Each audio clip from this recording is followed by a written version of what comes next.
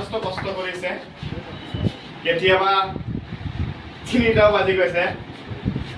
তেওঁ কেতিয়াও কুণ্ঠাবোধ কৰা নাই ৰোগী চোৱাত আচলতে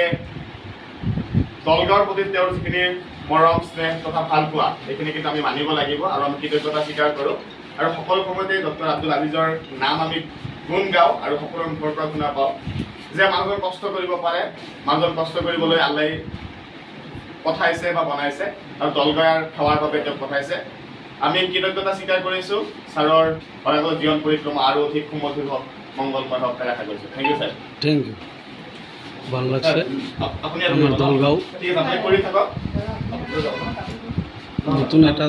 আপোনাৰ যাক আমাৰ চবেই চিনি পাই যাতে এইদৰে পেচেণ্ট কম আহিব মেনেজ কৰি ল'ব আৰু ভিডিওটো শেয়াৰ কৰে দিব আমাৰ দলগাঁও মুসলমান লড়া একটা ডক্টৰ হয়েছে ভিডিওটো বেশি শেয়াৰ কৰে দিব